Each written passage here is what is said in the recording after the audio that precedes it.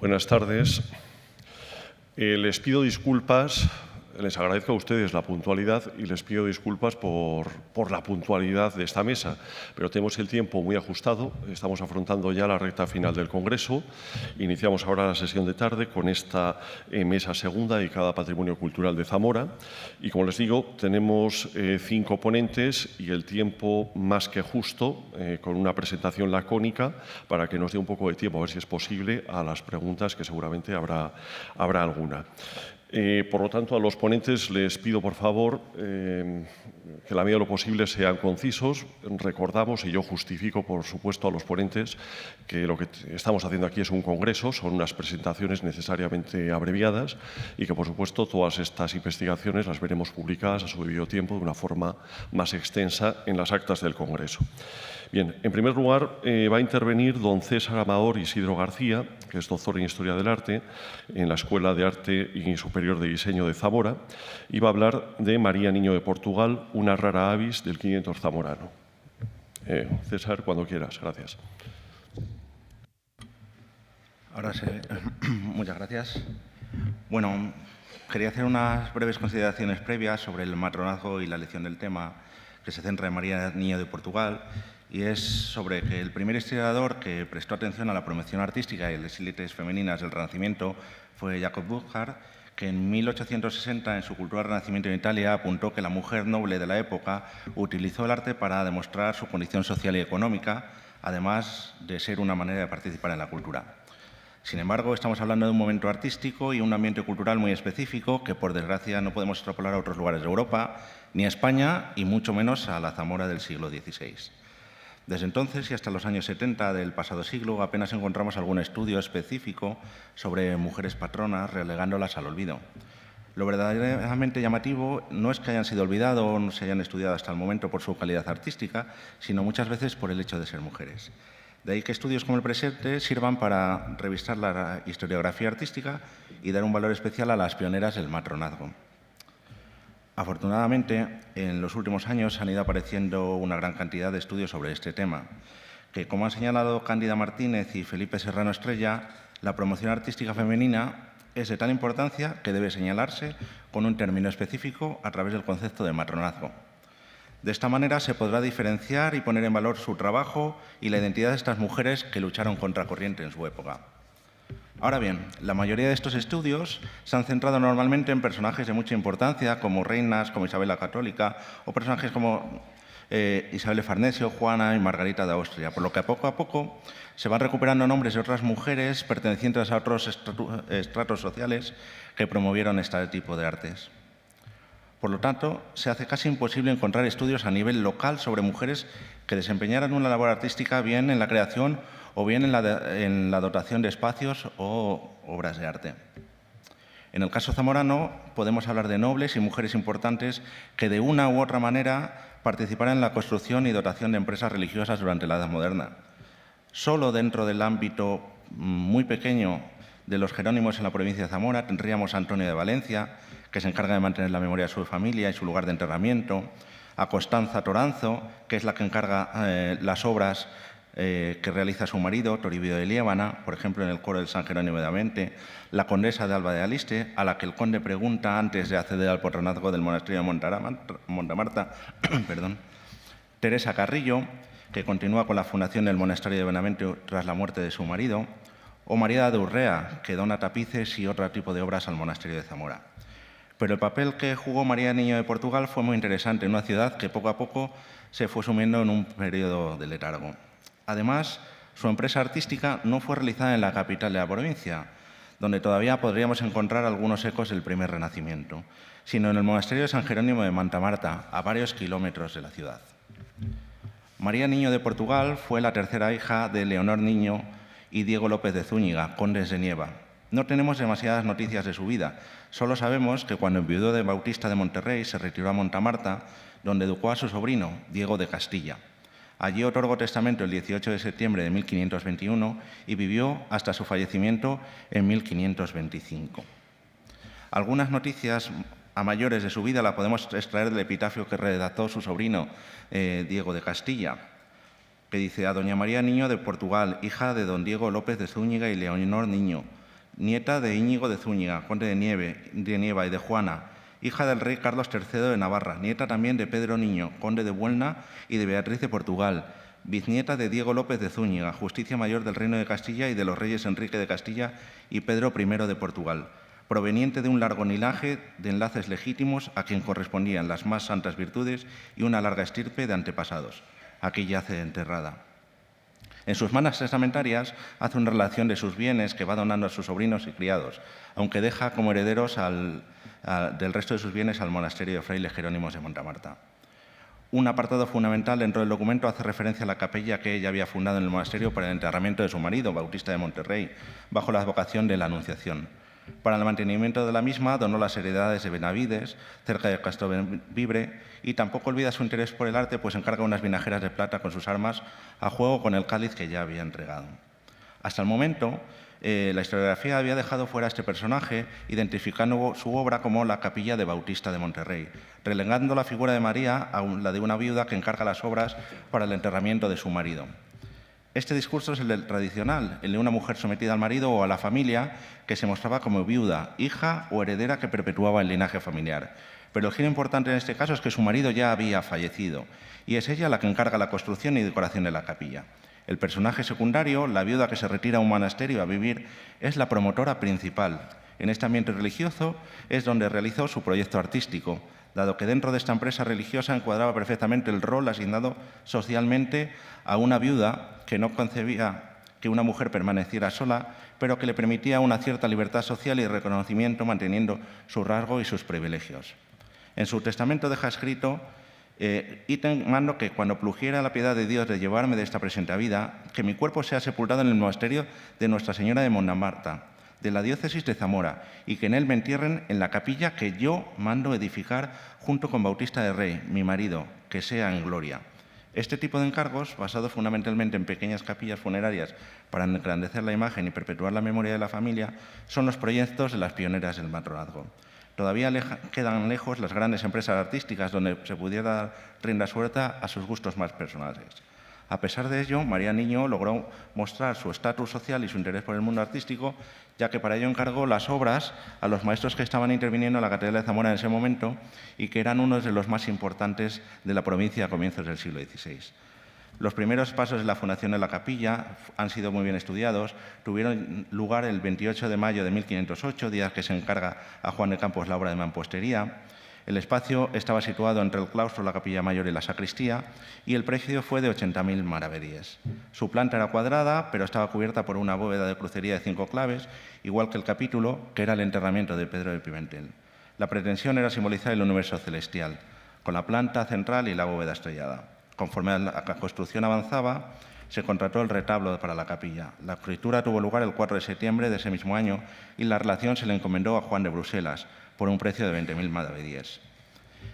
El retablo consistía fundamentalmente en una escultura de la Anunciación realizada en roble con tablas de pintura a los extremos.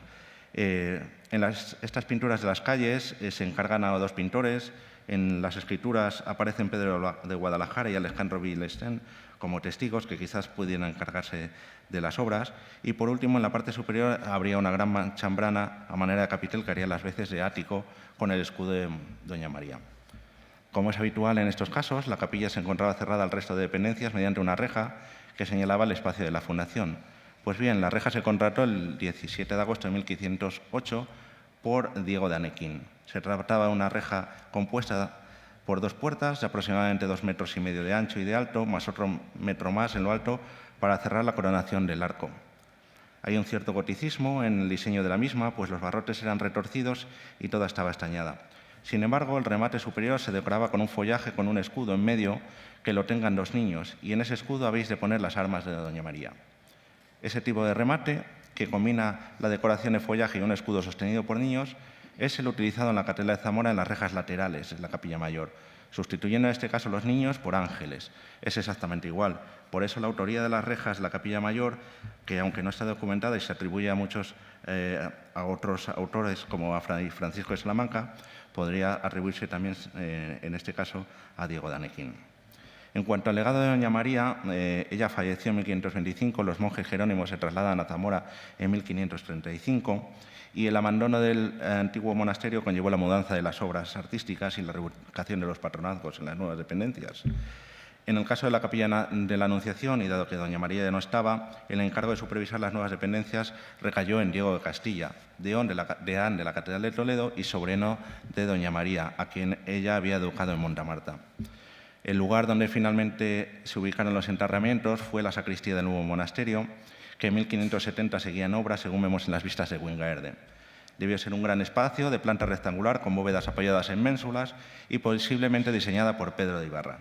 La bóveda proyectada debía tener un diseño muy complicado, con hasta 42 claves doradas y policromadas, aunque el proyecto finalmente se alteró y se redujo bastante debido a la falta de fondos.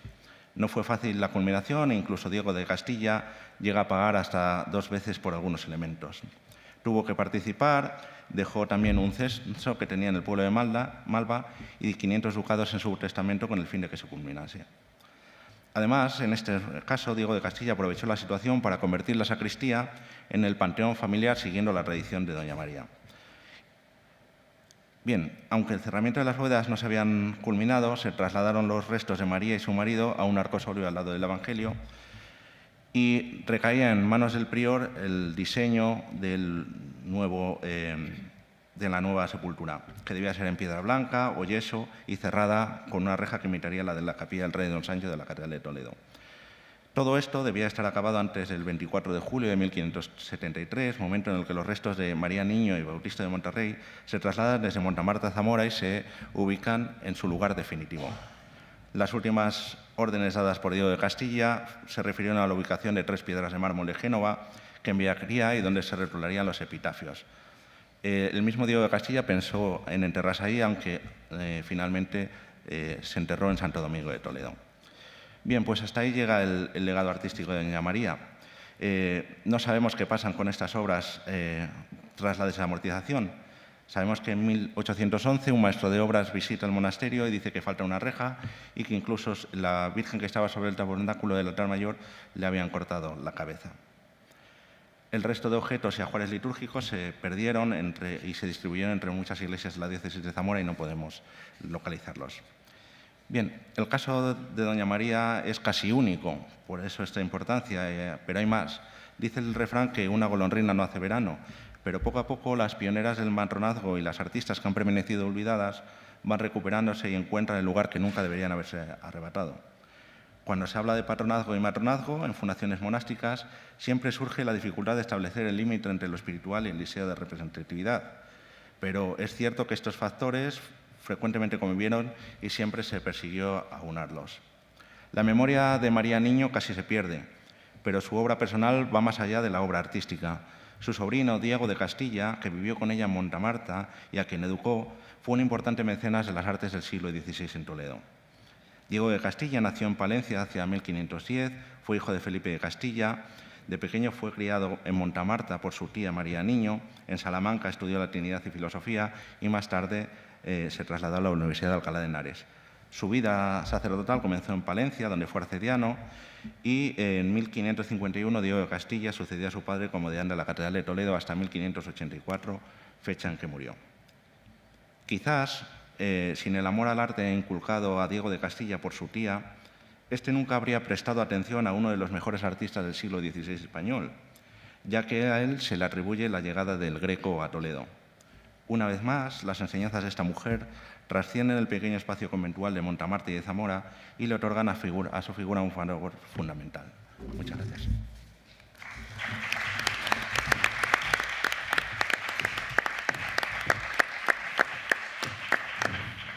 Muchas gracias, don César, por ajustarse tan escrupulosamente a los tiempos. A continuación, doña María Cristina Hernández Castelló, doctora en Historia del Arte en la Universidad de Valladolid, va a intervenir con la siguiente ponencia a propósito de los tapices del Conde de Tendilla, nuevas aportaciones. Cristina, cuando quieras. Gracias, Javier.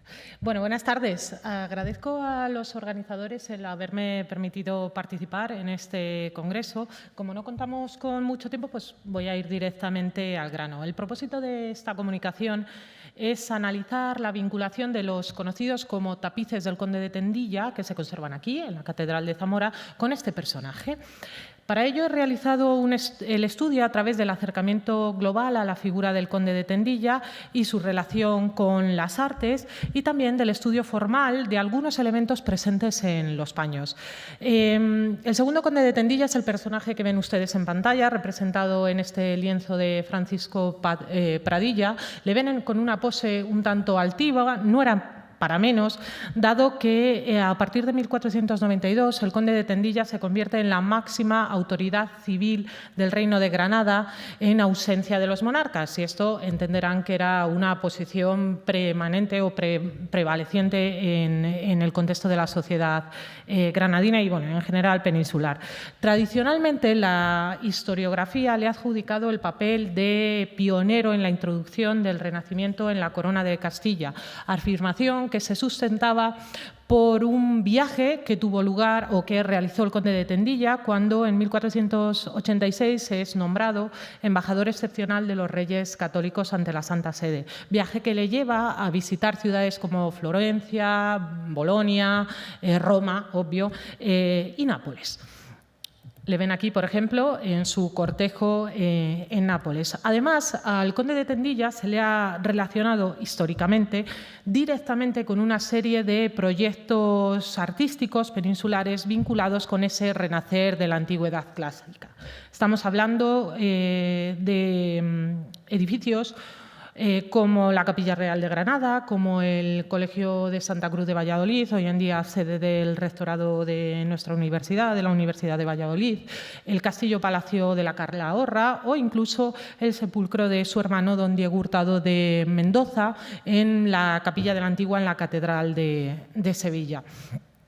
Pero realmente se ha dado más fiabilidad a las fuentes historiográficas que a las documentales, porque en realidad, solo las fuentes documentales le vinculan directamente con las modificaciones que se realizaron en el convento de San Francisco, bueno, en la capilla del convento de San Francisco de la Alhambra, y con la reconstrucción, consolidación y construcción de las defensas del Reino de Granada, incluida obviamente la Alhambra. Tras su regreso a la península, el Conde de Tendilla va a participar en las guerras granadinas y en 1492 es nombrado primer capitán general del Reino de Granada, primer alcaide de la más importante de las fortalezas del reino, la conocida como joya de la red palacial cristiana, la Alhambra, donde él va a residir hasta el final de sus días. Si tenemos en cuenta que Bas Sandal argumentó hace ya muchos años que el hecho artístico es el reflejo de una situación social concreta y de unas experiencias vitales determinadas, vemos con que en realidad no ofreció nada nuevo bajo el sol, pero lo que sí que hizo fue abrir la espita para que la vida de algunos hombres, de algunas personalidades, hombres y mujeres, como bien comentaba nuestro compañero, relevantes de la historia, se redujesen a una serie de experiencias vitales, una o dos a lo sumo, que para los historiadores tuvieron que tener mucha relevancia en el contexto de sus vidas. En el caso del Conde de Tendilla, cabe preguntarse si ese periplo por Italia fue tan determinante en su vida como para convertirse en leitmotiv que justificaba cada uno de los episodios que compusieron su vida. Sobre todo con todo aquello que tenía que ver con el patrocinio o con el mecenazgo de obras de arte, incluso también con el coleccionismo. Y es que incluso los tapices de la Catedral de Zamora, esos magníficos tapices flamencos que se conservan aquí, los 4 de la serie, bueno, los conocen, me imagino, los 4 de la serie de la Guerra de Troya, y el 5.º tapiz, el tapiz de la historia de Tarquino Prisco, de la serie de la historia de Roma. Bueno, yo solo les he traído las fotos, si no... ¿Estoy pasando? ¿Qué estoy haciendo? Ahora, perdón. Ahora. Bueno, les he traído la fotografía de 2 porque si ustedes no los han visto, que me imagino que sí, están aquí al lado. Tienen que acudir a verlos. No me importan tanto los tapices como la relación del conde con ellos. Bueno, han sido puestos en relación, como les decía, con ese viaje a Italia del Conde de Tendilla, porque se dijo que Tendilla recibió una serie de regalos en Italia, entre ellos, por ejemplo, unos tapices el caso es que en la documentación no se dice qué tapices, que tuvieron que ser estos.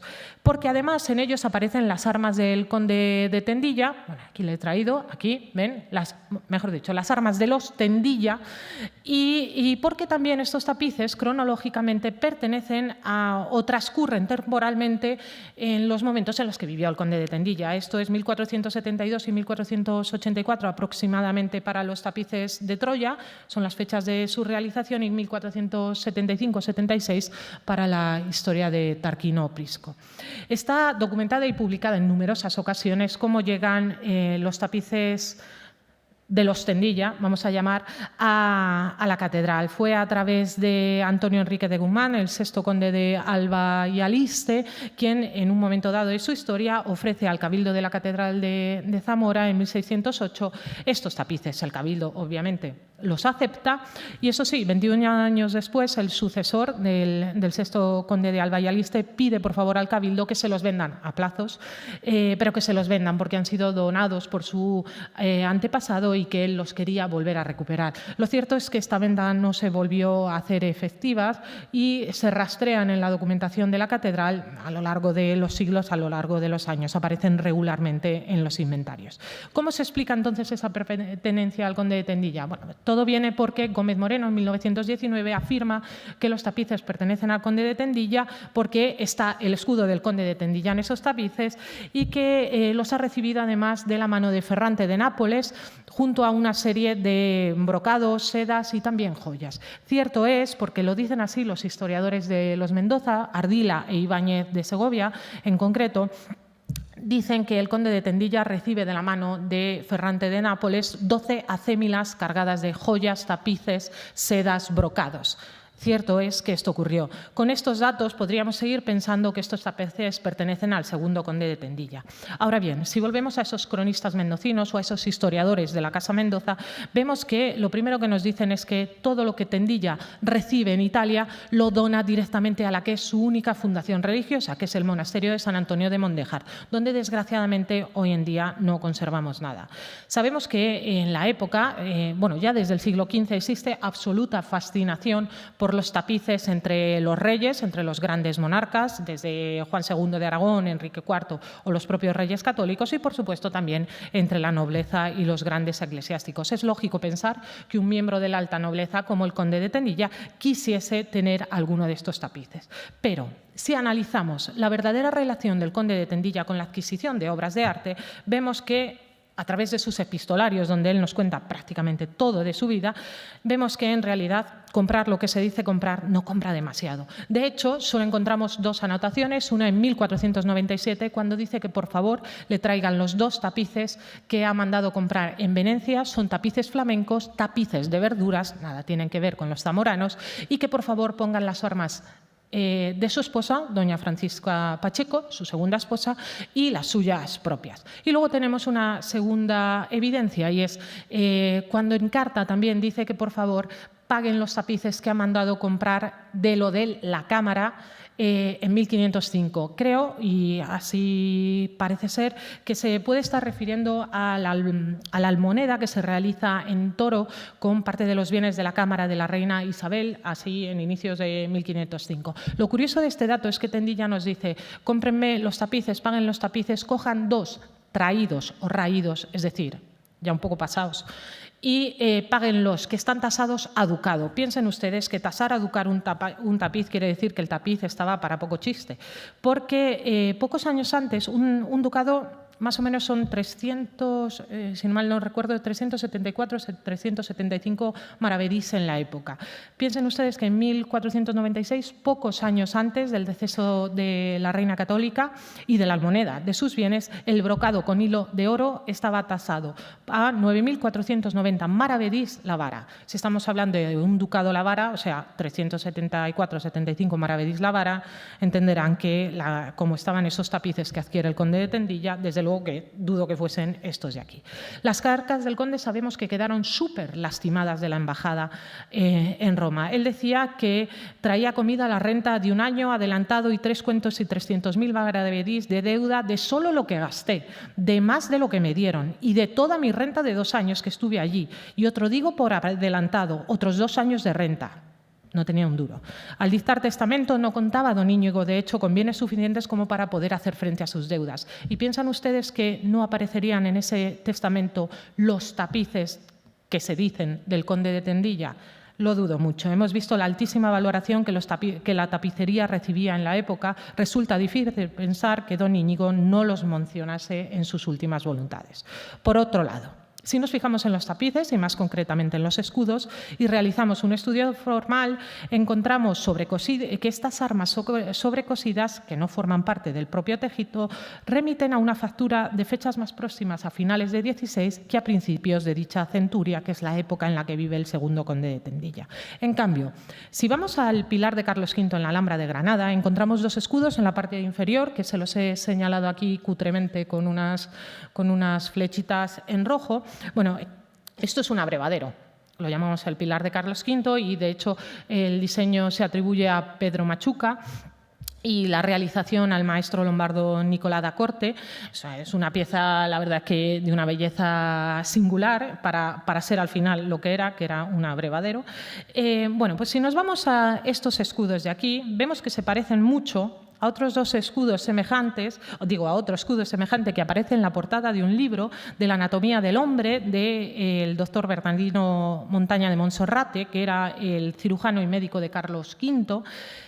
Y estas son las armas, para que vean lo parecido que existe, son las armas del primogénito del segundo conde de Tendilla, el segundo marqués de Mondéjar, tercer conde de Tendilla, Luis Hurtado de Mendoza. En el caso del pilar de Carlos V está documentadísima la participación de don Luis en las obras en la Alhambra, sobre todo es muy conocida su participación en el levantamiento, en la construcción del Palacio de Carlos V en la Alhambra, y en el caso del manuscrito, bueno, no manuscrito, del libro de Montaña de Monserrate, se debe a que en este libro se incluye un sueño que tuvo don Luis y que el médico analiza porque hablaba de la construcción del cuerpo humano, etcétera, etcétera. Se parecen, ¿ven ustedes cómo estos tres escudos son muy parecidos entre sí? En cambio, vean ustedes, este es el escudo del segundo conde de Tendilla que se conserva en el convento de San Antonio de Mondéjar y este es el escudo del tercer conde de Tendilla. ¿Ven las diferencias formales que existen entre ambos?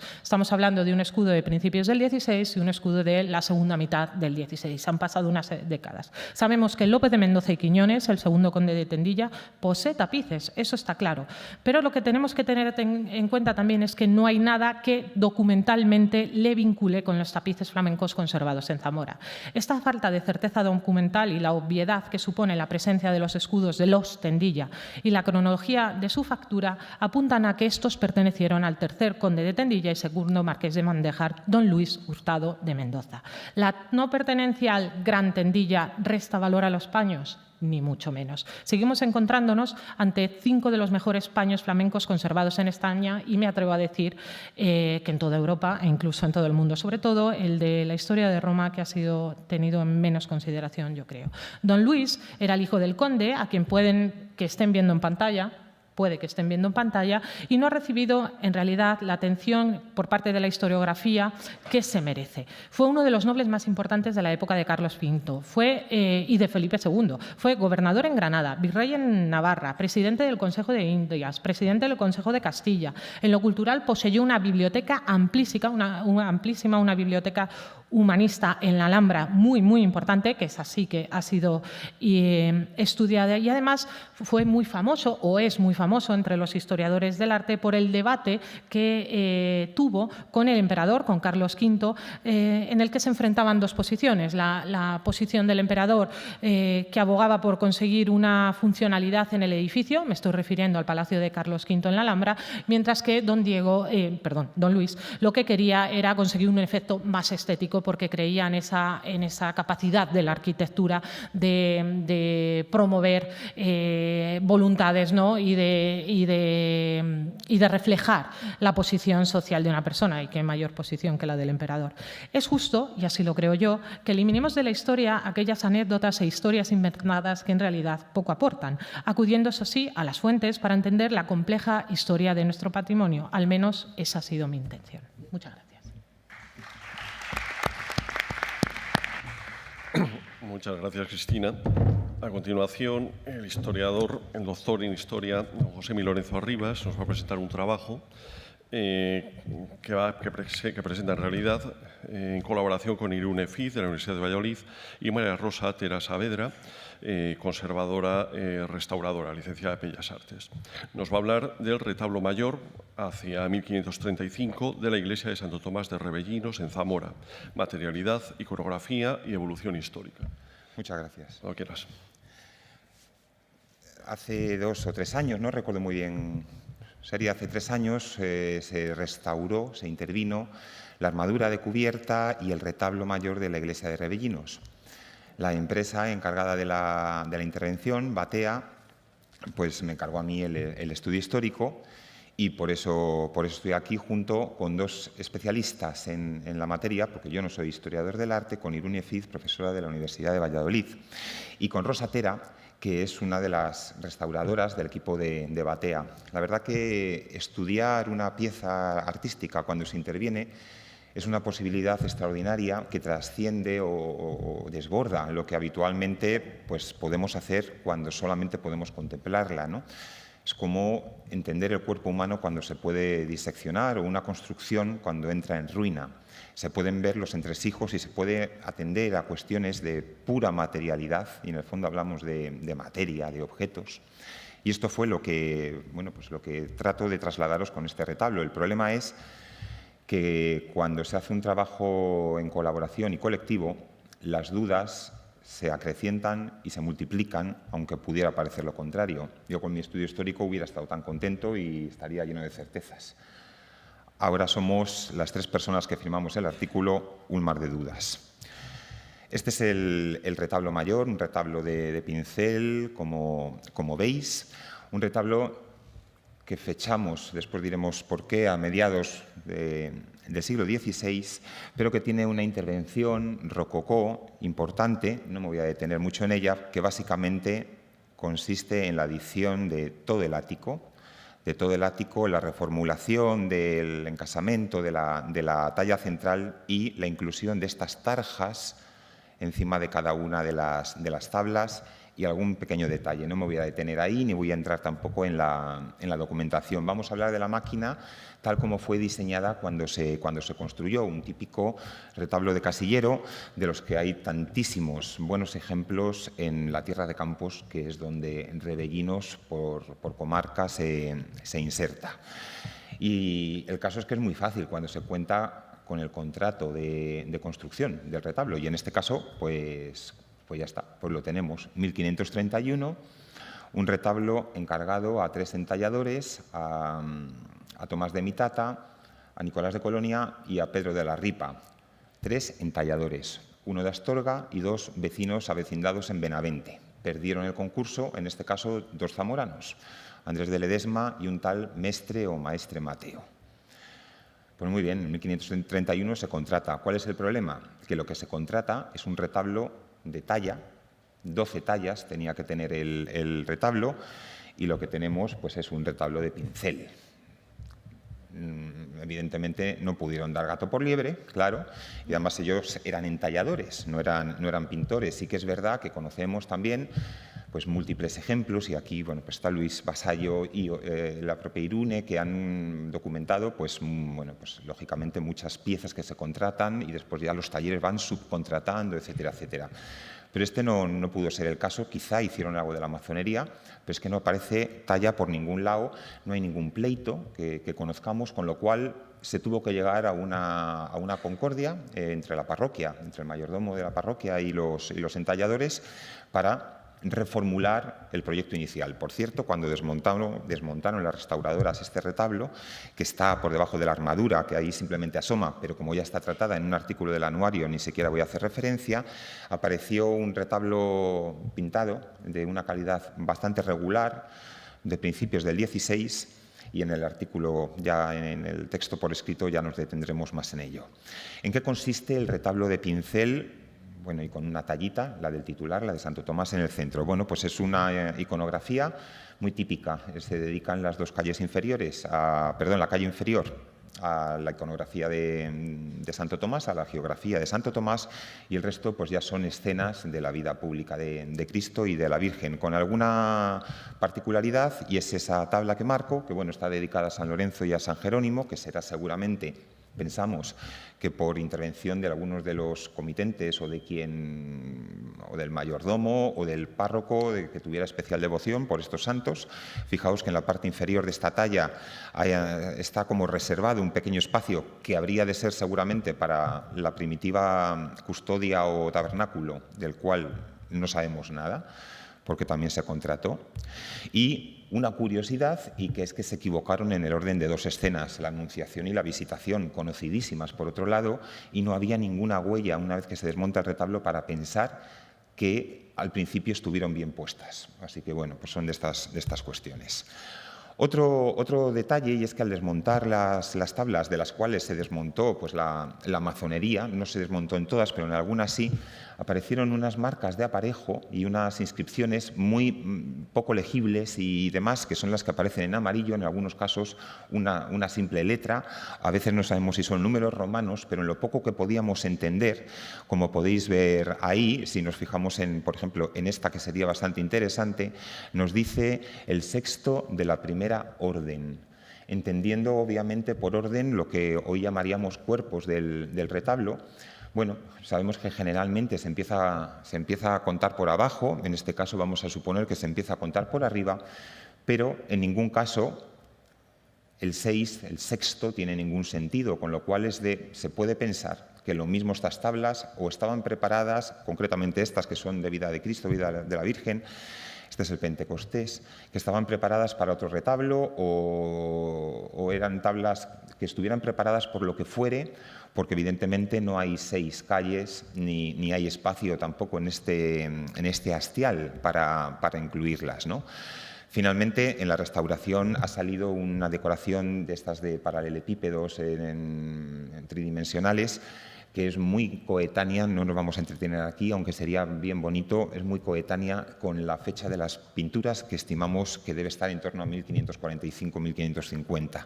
Bueno, esto es la zona de Tierra de Campos, y Tierra de Campos en este sentido tiene alguna especificidad a la hora del contrato de las obras artísticas que a lo mejor no tienen otras, ¿no? Y es que generalmente los artistas suelen trabajar asociados a diócesis, y aquí la cercanía a diferentes diócesis, concretamente Revellinos perteneció históricamente a la diócesis de Astorga.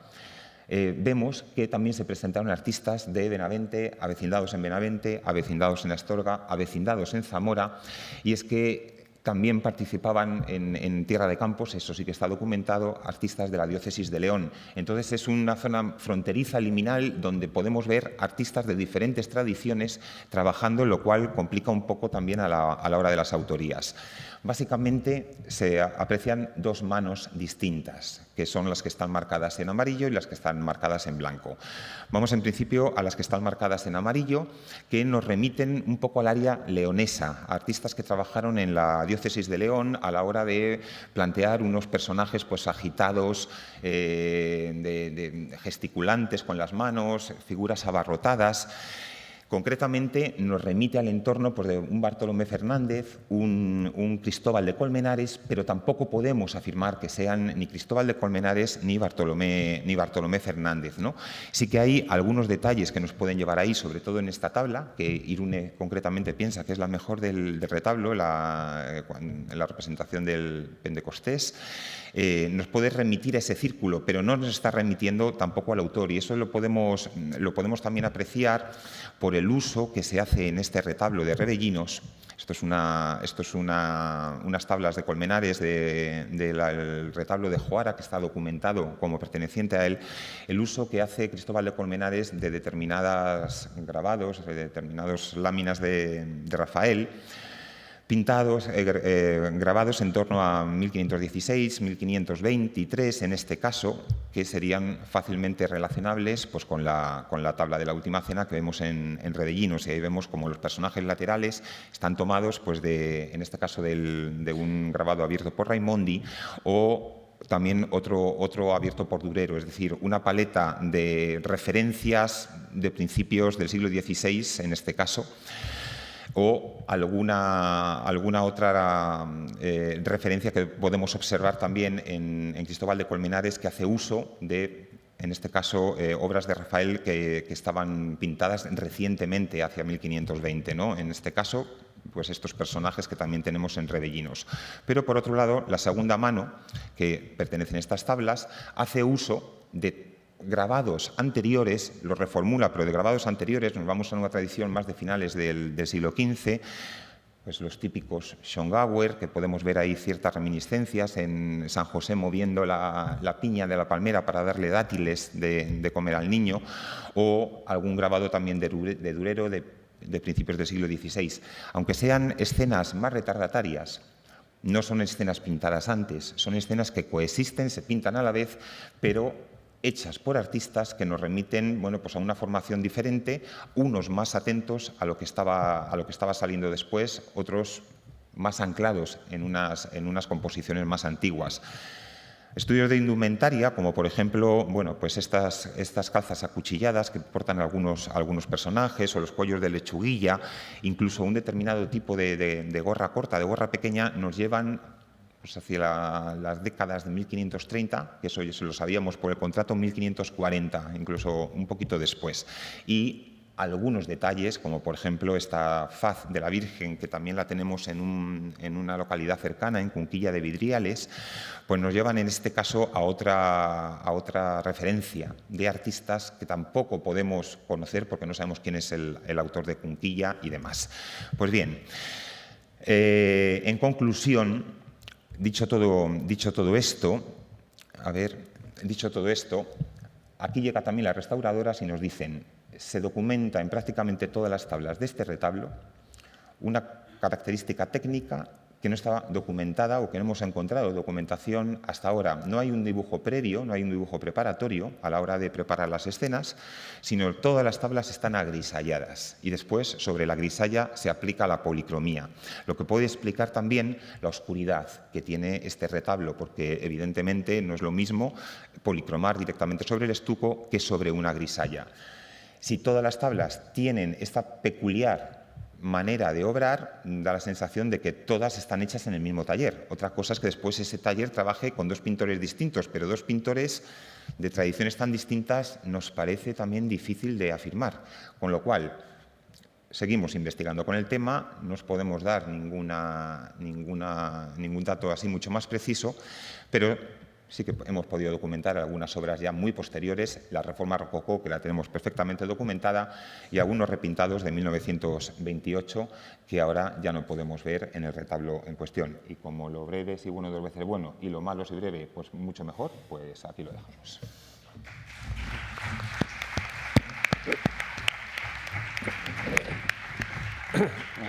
Muchas gracias, Josemi. Doña Aurora Galisteo Rivero es graduada en Historia del Arte y en Conservación y Restauración del Patrimonio Cultural.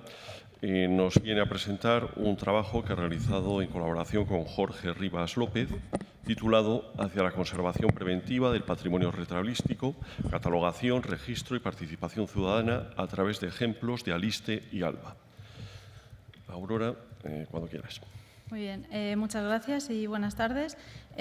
Lo primero decir que esta comunicación se enmarca dentro de mi tesis doctoral, la cual estoy realizando ahora, se encuentra todavía en una fase inicial, así que esto es como unas pinceladas de lo que se irá desarrollando en los próximos años. Vamos a ver algunas características a nivel histórico-artístico de los retablos de Aliste y Alba, cuestiones en cuanto a su conservación y unas propuestas de colaboración ciudadana que van encaminadas a mejorar su condición actual. Este es un mapa donde vemos la zona de estudio, los pueblos que se integran dentro de las comarcas de Aliste y Alba, para ver dónde nos encontramos los retablos. Los retablos están, lógicamente, en las iglesias parroquiales. No todas las iglesias tienen retablos, estas no tendrían. Y también habría que considerar los retablos que se encuentran en ermitas y santuarios, que son estas de aquí. Con todo esto tenemos el siguiente panorama, un total de 172 retablos, entre los cuales 76 son retablos mayores. La mayor parte de ellos están realizados en el siglo XVIII en estilo barroco, así que ahora me voy a centrar en ellos. Y los ensambladores son casi todos de Zamora, salvo algún ensamblador local. Vemos que los esquemas compositivos son todos muy similares a lo largo de este periodo, condicionados por el espacio que ocupan en estos templos. Suelen tener planta recta, escaso movimiento, cuerpo único, 3 calles con mayor protagonismo de la central, el arco en semicírculo o también en una caja rematada con aletones a los lados. Los mayores cambios los vamos a ver en los elementos arquitectónicos y en la ornamentación en talla, que va a ser lo que dé realmente la definición de un estilo. Una característica tan propia del barroco como es la columna salomónica no aparece hasta finales del siglo XVII y vendrá de la mano de Manuel de Agándara. En estos retablos todavía, a pesar del momento en el que nos encontramos, no están especialmente recargados en las labores de talla. Esa columna salomónica irá evolucionando y hacia los años 30, de la mano de José Montero, veremos algunas variantes. También la empieza a intercalar con otros soportes, como las columnas festoneadas o el estípite. Y este artista también empieza a introducir las hornacinas aveneradas y las trilobuladas, y ya vemos una mayor carga decorativa. El estípite continúa utilizándose, pero estará más extendido su uso a mediados del siglo XVIII, en los retablos de Felipe García Sánchez, por ejemplo, en los que vemos aquí también que la decoración en talla es más recargada y incluso con algunos elementos que ya apuntan al rococó. En el barroco tardío hay un mayor protagonismo de la calle central, que se manifiesta en un gran espacio para el tabernáculo, en la parte inferior, una hornacina para el santo titular justo encima, rebasando el entablamento. Y, lo dicho, las mayores innovaciones vienen en las decoraciones en talla, con rocallas, espejos, colgaduras, etc. Todos estos elementos los vemos, por ejemplo, en el retablo de Alcañices, que José Ángel Rivera atribuye a Juan de Remesal González, o en este de Trabazos, que atribuimos nosotros a Sebastián Maestre. Algunas de estas características también las emplea el aprendiz de Sebastián Maestre, Blas Paramio, por ejemplo, en este retablo de Río Manzanas, en el que ya vemos una mayor depuración ornamental. Las calles laterales empiezan a perder protagonismo las hornacinas, hasta que ya en el neoclasicismo prácticamente llegan a desaparecer. Aunque ya trate un estilo neoclásico, Francisco Maestre sí me gustaría destacarle, porque en esta primera obra, por ejemplo, de Sejas, sigue empleando algún elemento como son las rocallas propias del estilo anterior. Y en cuanto a las policromías, durante la primera mitad del siglo XVIII vamos a ver a policromadores que llegan sobre todo de zonas cercanas a la comarca, como Sanabria, Sayago o Braganza, pero luego a partir de la segunda mitad ya se abre un poco más el panorama y vienen de Valladolid o especialmente de Cantabria. El oro se va a reservar para zonas de resalte, y eso hace que haya un rico repertorio decorativo, sobre todo a base de motivos vegetales. En la primera mitad del siglo XVIII serán principalmente rameados de colores y roleos un poco más seriados, como hacen José Pereira o Manuel de Sosa, y en la segunda mitad vemos que continúan estos motivos vegetales con Juan Antonio Gil o Juan Simón, que es de estos artistas llegados desde Cantabria, con elementos tan característicos y que vemos en tantísimos retablos como son los jarrones con flores.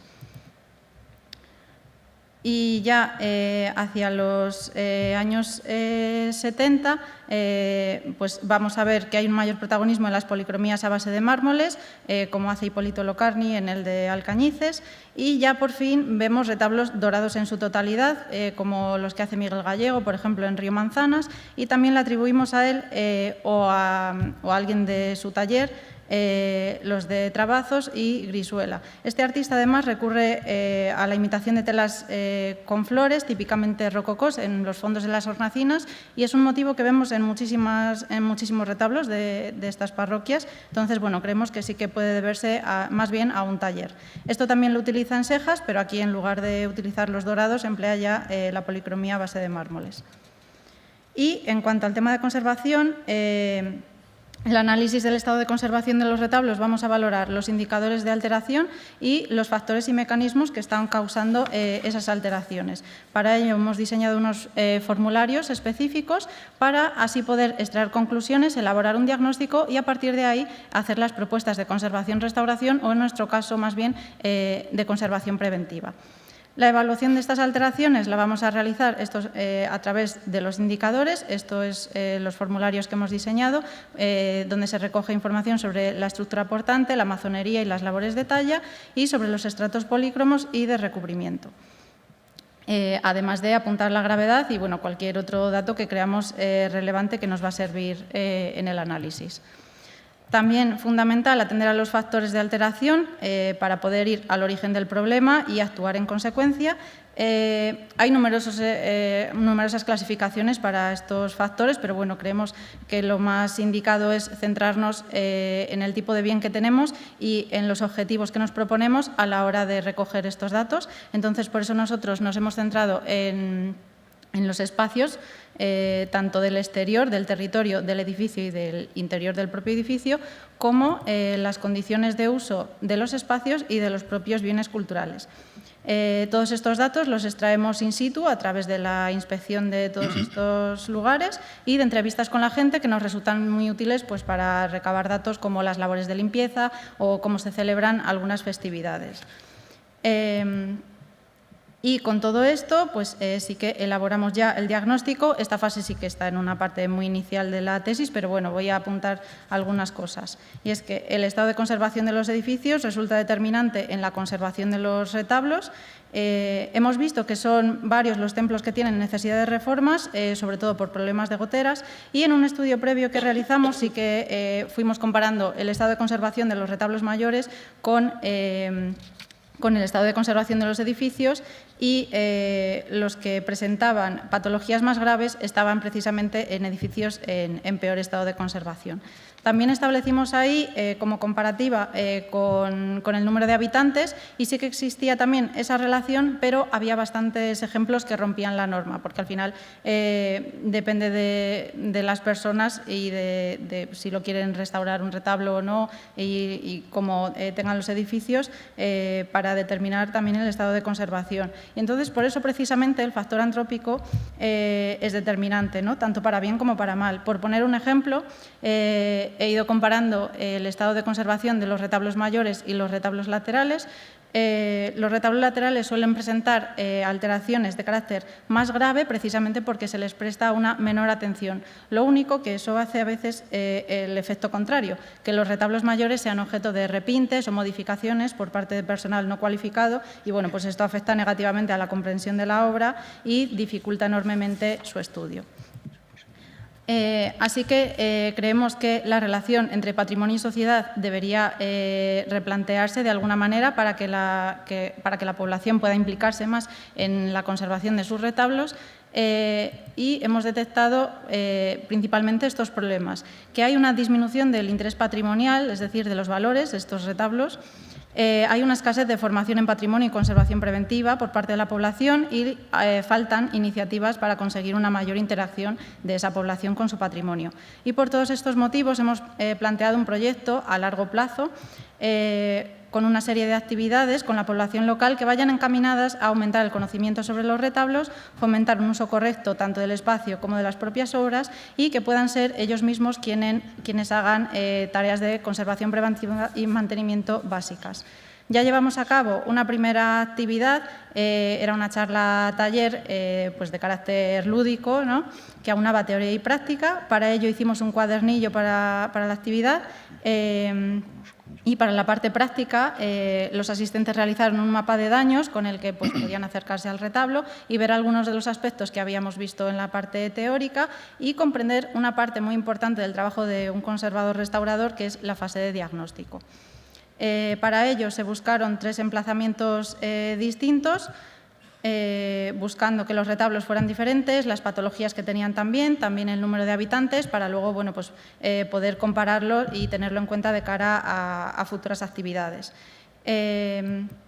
Y seleccionadas las localidades, se pidieron permisos a los párrocos, se habló con los ayuntamientos y las comisiones de fiestas, y se incluyeron las actividades en los programas de fiestas de verano, y se le dio la correspondiente difusión.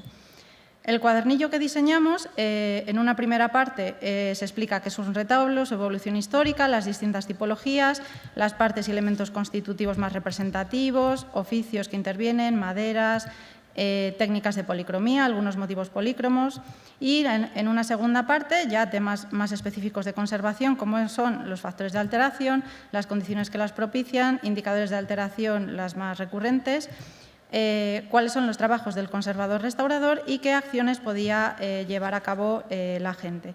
Consideramos que con todo esto sí que se consiguió poner en valor estos retablos y a nosotros nos sirvió como experiencia para futuras actividades.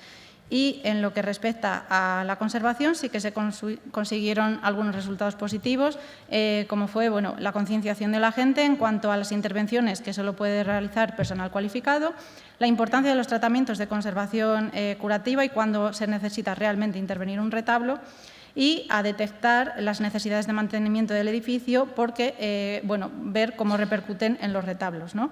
Y de manera más práctica se consiguieron algunos hitos que hemos ido comprobando en seguimientos posteriores, como son la colocación de flores de plástico en lugar de flores naturales, la sustitución de velas de cera por velas a pilas y la puesta en marcha de restauraciones. Y ya para concluir, sobre la primera parte, decir que hemos visto que las características barrocas llegan bastante tarde a las comarcas, los ensambladores locales introducen muchas novedades y luego serán retablistas llegados de Zamora ciudad los que hagan pervivir el estilo barroco hasta llegado el siglo XIX. Los retablos dorados son escasos, pero eso hace que se genere un rico repertorio decorativo y las mayores novedades las introducirán los artistas llegados desde Cantabria, sobre todo a finales del siglo XVIII, y acapararán casi todos los encargos. En cuanto a la conservación, la metodología que utilizamos de registro a través de los formularios que hemos diseñado nos parece útil tanto en el trabajo in situ como en fases posteriores y permite tratar los retablos tanto de manera individual como de manera conjunta, lo que nos parece especialmente relevante en el caso de tratar obras de tanta magnitud y en un número tan amplio.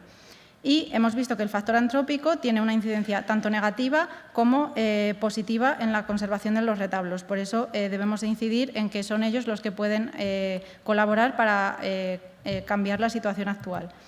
El desarrollo de estas actividades en torno a los retablos nos parece una buena alternativa también de ocio como actividades culturales para dinamizar estos pueblos con la población local, pero también la posibilidad de que pueda atraer ciertos visitantes.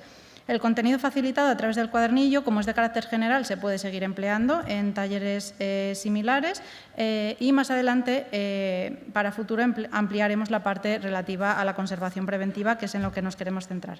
Y señalar que las iniciativas, estas que estoy comentando, están muy bien, pero siempre tienen que verse como un complemento a actuaciones de conservación preventiva más tradicionales y en las que sí que se necesita de una inversión. Y eso es todo por mi parte. Muchas gracias.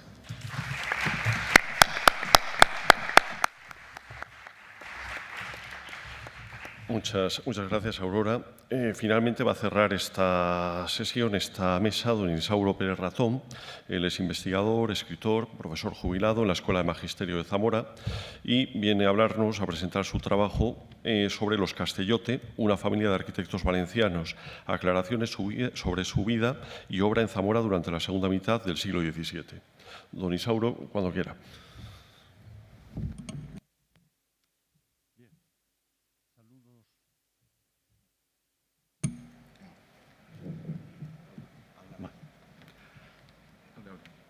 ¿Se puede?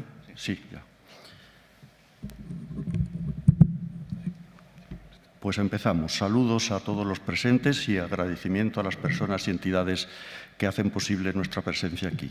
Un recuerdo muy especial al profesor Bernardo Calvo Brioso, amigo y compañero generoso cada vez que acudíamos a solicitar su ayuda. Empezaremos como a él le gustaría, trabajando. La comunicación difiere, el título difiere un tanto de lo que figura en el programa, pero vamos, la esencia es la misma.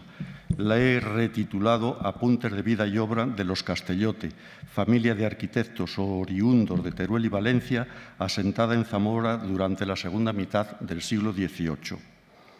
Vamos a tratar de 3 de los casi 70 Castellote que figuraron en Zamora, que vivieron en Zamora y que desaparecieron a partir de 1815, por ahí, entre 1740 y tantos, o 50 y 1800. Se trata del padre de la familia, Francisco Castellote Anadón, y de los 3 hijos, Francisco, Castellote, Ribelles y sus hermanos Pedro y Vicente.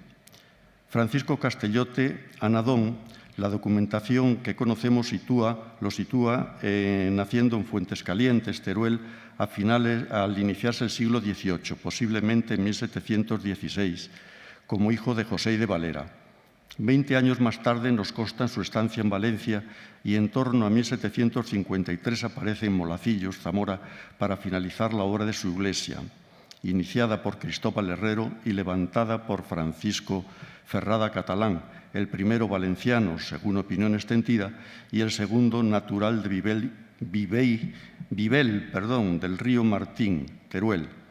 Los 3 arquitectos llegaron a tierras zamoranas obedeciendo el mandato de don Andrés Mayoral, regidor de la archidiócesis valenciana, pero natural de este pueblecito zamorano ya citado.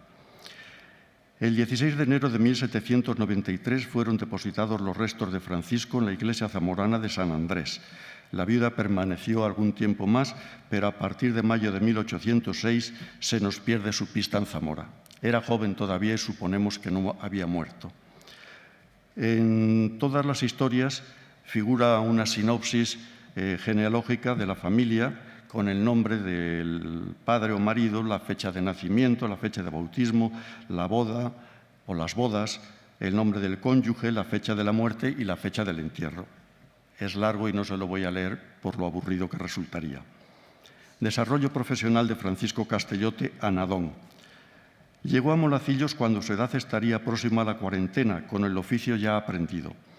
La carencia en Valencia de centros apropiados de estudios, la Escuela de Bellas Artes de Santa Bárbara no se creó hasta 1753 y la Academia de San Carlos tuvo que esperar hasta 1768, haría necesario que estimularan su aprendizaje la observación de obras como la Iglesia de los Santos Juanes, el Palacio del Marqués de Dos Aguas o la Puerta de los Hierros de la SEO valenciana.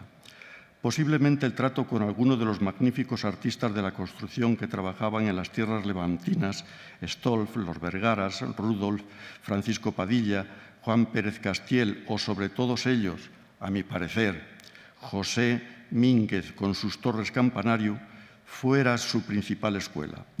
Estas citas no dejan de ser ilusionadas conjeturas de este autor, dadas las nulas referencias que recibe nuestro arquitecto en los textos valencianos del arte constructivo.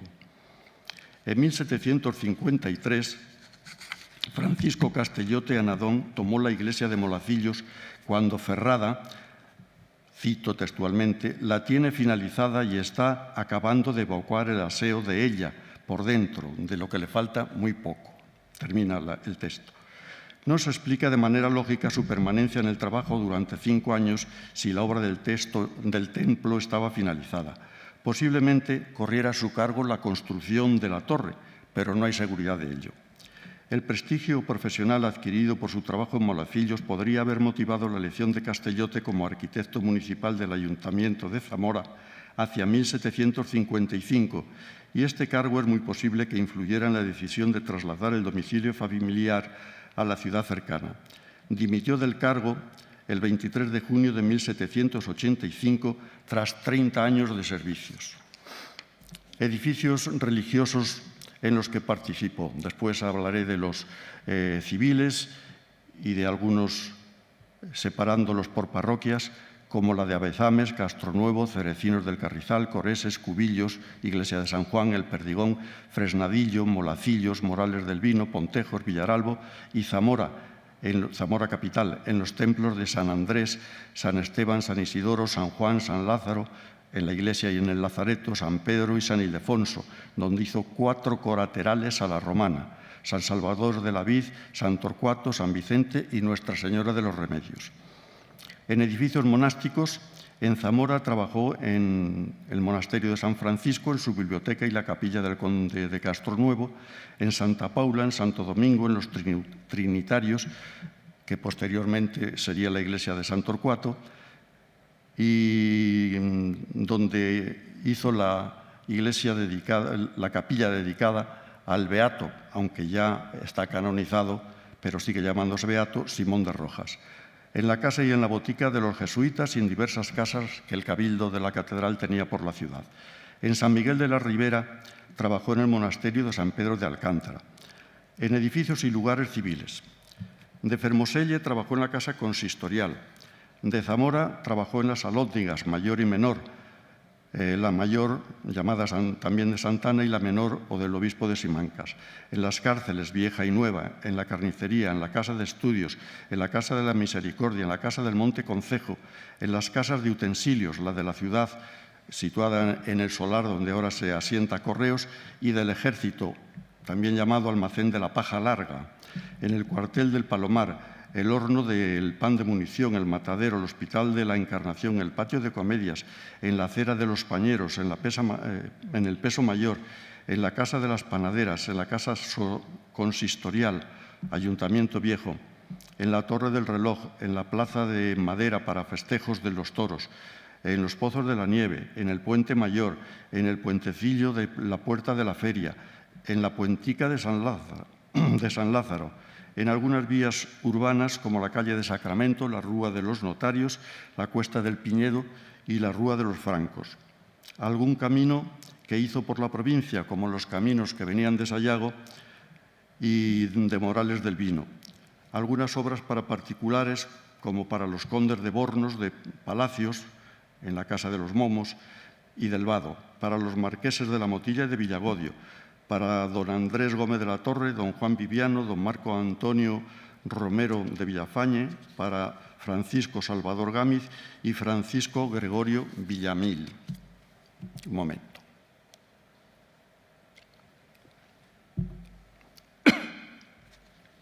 Pasemos a su hijo, Francisco Castellote Ribelles. Señalo siempre mucho el segundo apellido. Como puede verse en la sinopsis de la genealogía familiar, Francisco Castellote es el cuarto de los descendientes del matrimonio Castellote Ribelles. Nació en Valencia a finales de 1755 al inicio de 1756, cuando la familia llevaba algún tiempo residiendo en Molacillos. Se casó en la parroquia zamorana de San Torcuato el 27 de diciembre de 1777 con María Josefa Pérez Carretero, hija de Manuel y María. Resultado de este matrimonio fueron 6 hijas y 2 hijos. En el anterior creo que me he saltado o no lo tengo en la comunicación, pero tuvo ni más ni menos que 16 hijos documentados que, si nos fijamos en los intersticios que hay entre unos y otros, podían alargarse hasta 20 hijos, con 2 mujeres, eso sí. Sin prescindir del trabajo en la construcción, quizá influenciado por su suegra y su esposa, trató de hacer fortuna en diferentes negocios, en la agricultura, con su cuñado Antonio García Lobo, en el montaje de tablados y ferias o como aceitero. No sabemos que medrara en ninguno de ellos, pero en el que fracasó rotundamente fue como arrendatario de los diezmos capitulares de las dehesas de Aldea Rodrigo, San Julián y Valverde.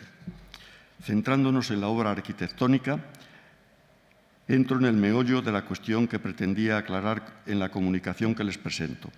Pese a la intención puesta en el empeño, no me ha resultado fácil y confieso que en algunos casos tampoco he conseguido esclarecer con rotundidad la autoría de algunas obras.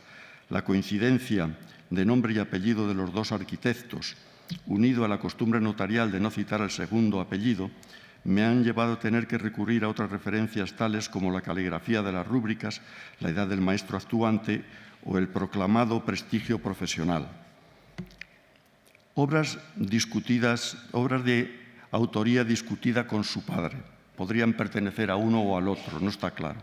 En Zamora, en las casas de la parroquia zamorana de San Vicente, en el retejo general del Templo Viejo de San Torcuato, en arreglos en las casas de la parroquia que la parroquia de San Torcuato tenía en Arenales, en Morales de Toro, en las revisiones del Templo de San Salvador, y en la provincia dio condiciones para reparar los puentecillos ayagueses de la Albañeza y de Mogátar y para reconstruir los de Sogo y las Surrietas. Ya digo que están discutidas, no quedan claras porque solamente citan a Francisco Castellote. Obra que compartió con su padre, donde trabajaron juntos en el consistorio zamorano y Dice el texto, los dos maestros Castellote visitan una casa en la calle de la Renova. Obra indudable que por los documentos existentes se puede atribuir al hijo, a Francisco Castellote Ribelles. En la consolidación de la torre sur del puente mayor zamorano, donde restaura la Fama, la veleta famosa que luego se ha llamado Gobierna.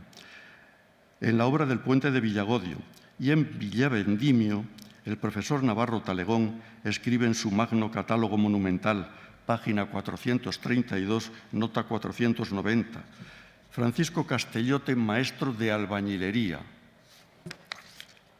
Había construido las bóvedas de la capilla de Nuestra Señora de Gracia y 2 arcos de la nave nueva de la iglesia de San Miguel.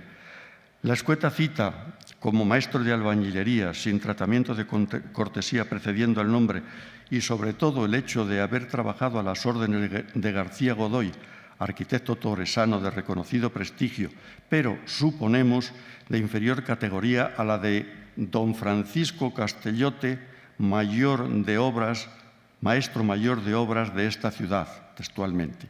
Como es titulado en repetidas ocasiones, me hace pensar que el autor de la obra fue su hijo, además que ya había trabajado en otras obras del Alfoz. Obras de Francisco Castellote Anadón compartida con alguno de sus compañeros, de Francisco Castellote Ribelles compartida con alguno de sus compañeros. Con Domingo Malvar valora la casa de Francisco García Menor. Con Miguel de la Sierra trabaja para la parroquia de San Vicente. Con Felipe Carvajal compartió trabajo y violencia, que habría que estudiar, en el convento de Santa Clara.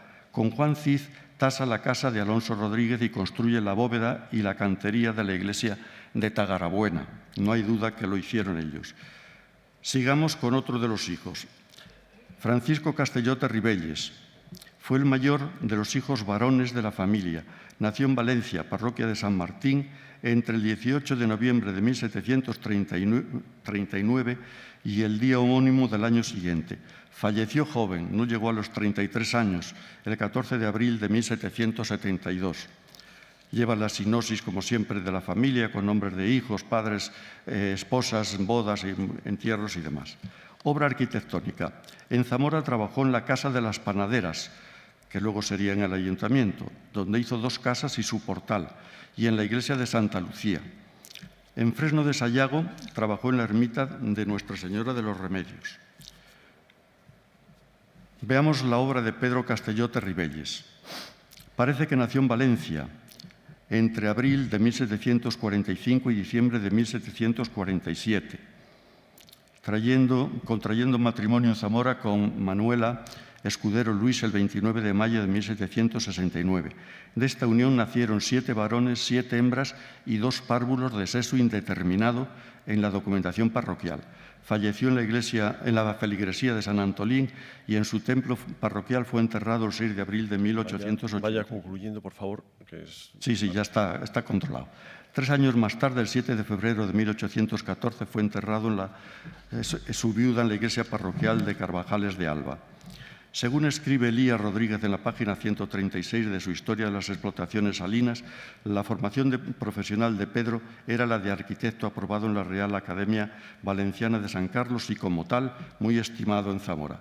Esta estimación movió al consistorio el 22 de agosto de 1785 para otorgarle el título de maestro arquitecto y titular de esta ciudad de Zamora.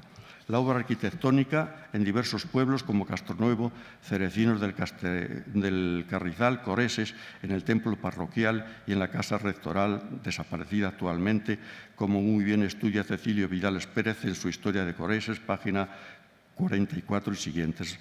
En Molacillos, en San Cebrián de Castro, en Villafáfila, en Villagarcía de los Pinos y en la ciudad de Zamora, en la Academia Militar de Matemáticas, en la Casa de Estudios, en el Convento de Santa Marina, en la Cuesta del Piñedo, en los Mataderos, en el Patio de Comedias, en el Pozo de la Nieve, en la Acera de los Pañeros, en la Acera del Reloj, en la Casa Consistoriana, en las Casas de las Panaderas, en la Torre del Reloj, en la Taberna de la Alcazaba y en algunos templos como San Antolín, San Bartolomé, en San Cipriano, en San Isidoro, en San Pedro y San Ildefonso, en la parroquia de San Vicente, en la bóveda de Santa María la Nueva, en las cárceles Vieja y Nueva, Y merece destacar la nula actuación, o sea que no hizo nada Pedro Castellote en la Casa de los Linajes o Casa de los Canóligos, aunque Piñuela Jiménez, en su descripción histórica, página 3, dice que lo cita como autor, pero, según nuestra documentación, las obras fueron dirigidas por Narciso Rodríguez y Juan Manuel Álvarez. Diversos puentes y caminos provinciales. En Aspariegos, en Monilo y en Puente, en Castronuevo reconoce el puente, en la capital el puente de Croix, el puente mayor y el puentico sobre el arroyo Morisco.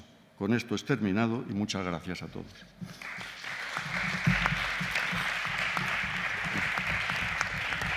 Muchas gracias, don Isauro, y muchas gracias y enhorabuena a los 5 ponentes por sus aportaciones y por ceñirse a este ejercicio de laconismo obligado. Es la hora del descanso, lo que pasa es que me gustaría que, si hay alguna pregunta, darle paso ahora porque es el momento y no después, que vamos a andar todavía a perder tiempo. Si hay alguna pregunta, algún dardo directo y breve entre el público. Sí, con brevedad, por favor. Sí, buenas tardes. En la exposición sobre el escudo de los Tendilla me ha parecido recordar una similitud con la heráldica de Hernán Pérez de Pulgar. ¿Tiene algo que ver Hernán Pérez de Pulgar con los Tendilla? Digo porque la inscripción del Ave María reza en las dos heráldicas. Y eso para uno de los intervinientes. Si me permites hacer otra pregunta, hago otra. Si no, ya solo esa. Vamos, como creo que había levantado la mano otra persona, si me disculpa, Nada, una cada uno para tener 15 vale, minutos de sí, descanso. De acuerdo. Gracias. Bueno, pues el Ave María es el lema que utilizan los Mendoza desde tiempos inmemoriales, si no recuerdo mal, desde el siglo XIV. Lo que es propio de los Tendilla es el lema Buena Guía que adopta el conde de Tendilla en 1486, justo antes de irse a la embajada, que es lo que también les diferencia del tronco principal de la familia. Ese lema de Buena Guía, en Buena Guía, aparece en toda la rama de los Tendilla, aparece por supuesto en el escudo de su hijo y además es ratificado por el Papa, por Inocencio VIII, en las Navidades de 1486. Sí, 1486. Curiosamente también van a utilizar el nombre Buena Guía como nombre de bautismo de alguno de sus criados y va a ser simplemente para diferenciarse. Con Pulgar, pues algún tronco, alguna relación habría, pero la mínima. Con quien tienen relación directa, con Mártir de Anglería, con ese sí, con ese vamos, está más que estudiada la relación que tienen. Sí, usted, como quiera, sí. Sí, buenas tardes. Mi pregunta es para el último de los comunicantes que ha intervenido, a Isauro Pérez, y la pregunta es, en relación a la reconstrucción que tuvo el puente de la Albañeza en el siglo XVIII, que es un puente que está situado en el término municipal de Arcillo, en la calzada mirandesa. ¿Cuál de los Castillote intervino en esa reconstrucción? Si se sabe ese dato, no sé qué miembro de esa larga saga de maestros canteros intervino. Muchas gracias. Según se oye ahora, ¿verdad? Según la documentación que yo he consultado, y parece ser que en otro artículo que publicó Miguel Martín, en todos ellos aparece simplemente Francisco Castellote. Francisco Castellote padre, o sea, Francisco Castellote Anadón, por aquella fecha andaría cerca de los 90 años. Es difícil que pudiera ir hasta la Albañeza, que no es un camino de autovía, sino de cabras, y en aquella época mucho más todavía, y dedicarse no solo a construir, sino a diseñar el puente. Yo se lo atribuyo más bien a su hijo, que era joven y podría haberlo hecho, aunque no dudo que tendría ayuda de su padre, pero le atribuyo la autoría, que no la construcción, porque luego la construcción no fue suya, pero la autoría para lo que tiene que ir allí y diseñar y tomar medidas y demás, yo creo que fue del hijo. Gracias. Dos últimas preguntas mínimas, rapidísimas. Sí, buenas tardes. He querido ver en la techumbre de las iglesias que son de carácter mudéjar, si no me equivoco. ¿Nos podrían decir alguna característica de ellas si son relevantes? Y luego, en relación con la ponencia de doña Aurora, esto, para el arreglo de las iglesias, creo que hay un convenio de hace ya tiempo, de hace años, entre los obispados y las diputaciones provinciales, inclusive las comunidades autónomas, para proceder al arreglo y conservación de las iglesias. Muchísimas gracias. Buenas tardes.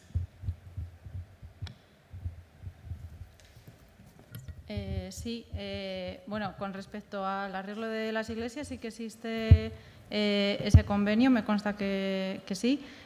Lo que pasa, a ver, el problema es que son tantísimas iglesias en pueblos tan pequeños y todas necesitarían de tantísimas reformas que entiendo que es algo que va poco a poco y que debería hacerse, en mi opinión, un seguimiento de cómo están esas iglesias, porque muchas veces a lo mejor pues la gente o los propios párrocos no, a no ser que sea algo especialmente grave, no conciben la magnitud de la importancia de coger las cosas a tiempo para que no vayan a más. Pero bueno, eso ya sería otra cuestión, claro. Finalmente, Luis Vasallo. Sí. No, de la primera parte de la pregunta. Sí. Con respecto a lo de mudéjar que comentabas, en muchas de las cosas que seguimos llamando por inercia mudéjares, pues seguramente hacía 4 siglos, 5 siglos que no había un musulmán que vivía en esas localidades. Eso es una herencia que tenemos pues, de tiempos muy antiguos, tanto para arquitectura como para otro tipo de artes, y particularmente las armaduras de cubierta, los alfarjes, lo que llamamos artesonados, ¿no? Propiamente no son mudéjares, son elementos de madera y son elementos que tienen una decoración que nos puede recordar, en algunos casos, a decoraciones que utilizaban en su día los musulmanes, ¿no? Pero viene como inercialmente. Por tradición preferimos llamar pues, o construcciones de ladrillo, salvo en sitios muy concretos donde sí que tenemos atestiguada una minoría mudéjar instalada ahí. Estoy pensando pues, en ciertas zonas de la Moraña todavía en el siglo XV. En el resto es que seguimos viendo ese tipo de armaduras que mal llamamos mudéjares en 1700 o 1720 en zonas, pues yo ahora estoy pensando en zonas como el norte de Soria, y ahí hacía 5 siglos que no había un musulmán, ¿no? Entonces es más una inercia que arrastramos y que debiéramos ir cambiando el nombre pues, para llamarlas de una manera que no confunda. Sí. Bueno, mi pregunta va dirigida a Cristina, compañera de departamento, a la cual yo quería hacer alguna reflexión. Claro, si los tapices no eran del segundo conde de Tendilla, sino de Mondéjar, y estamos hablando ya de 1530, ¿no? Más o menos, por ahí. Y los tapices tienen escudos añadidos posteriormente, o sea, añadidos cuando los adquiere el conde de Mondéjar. ¿Por qué en 1530 se compran, se adquieren, se les da esa significación a unos tapices de 1470? Nada tiene que ver esto con el Renacimiento ni con absolutamente nada. Y esa es una pregunta. Y otra pregunta es si se conoce la forma en que llegaron a los condes de Alba-de-Aliste. Si fue por Almoneda, si fue por enlace, si fue por... ¿Cómo fue, no? ¿Y por qué los condes de Alba-de-Aliste, teniendo en cuenta la importancia de estos tapices, no quitaron los escudos de los Mondéjar y pusieron los suyos? Bueno, no sé, unas reflexiones. Pero sobre todo la primera, que yo creo que es la más importante. A ver si te he entendido bien, Luis. ¿Por qué, digamos que don Luis de repente tiene unos tapices tan antiguos, ¿no? Bueno, pues en realidad yo creo que tiene mucho que ver con la temática de los tapices. La temática de los tapices en concreto... A mí ya me llama poderosamente la atención que, siendo un noble de su alcurnia y de su altura, no tenga toda la serie, que sean tapices sueltos. O sea, ¿qué ha pasado con el resto del tapices? Eso ya con el resto de la serie me llama poderosamente la atención. Es posible que hayan sido comprados por los Alba y Aliste en algún tipo de almoneda, pero no he conseguido encontrar el dato por ningún sitio, seguiré buscando. Porque lo que Gómez Moreno nos decía es que llegaban a través de Mencía de Mendoza los Alba y Aliste. No hay documentación.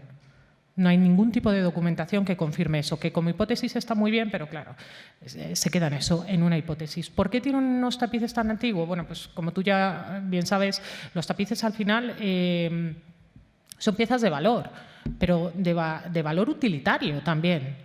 Y tenían que ser muy útiles. Y además los tapices en este caso concreto tienen una temática que corresponde un tanto con esa sociedad nobiliaria de la época y sobre todo con el papel que estaba teniendo Luis Hurtado de Mendoza, que es un militar.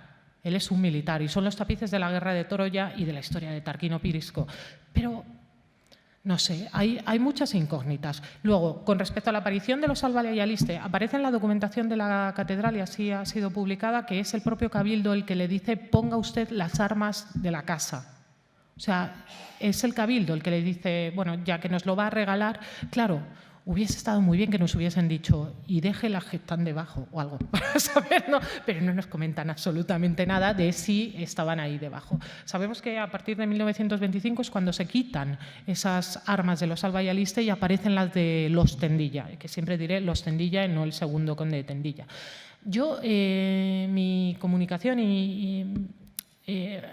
plantea más dudas, como todo en esta vida, que certezas. La única certeza es que del segundo conde de Tendilla no creo que sean. Conociendo la trayectoria vital de este personaje, conociendo su implicación con las obras de arte y conociendo la construcción historiográfica que hemos hecho de él, necesitábamos un gran Tendilla en nuestra vida, digamos, ¿no? Necesitábamos un personaje que respondiese a por qué el cardenal Mendoza de repente decide un cambio en la fachada. ¿Quién tiene en la familia que ha estado en Italia? Uy, Tendilla, ya está, este nos vale. ¿Por qué en la Capilla Real hay cambios de última hora? Podríamos decir, ¿quién está en la órbita que ha estado en Italia? Tendilla, ya está. Claro, pero eso todo hay que documentarlo y es lo que nos falta.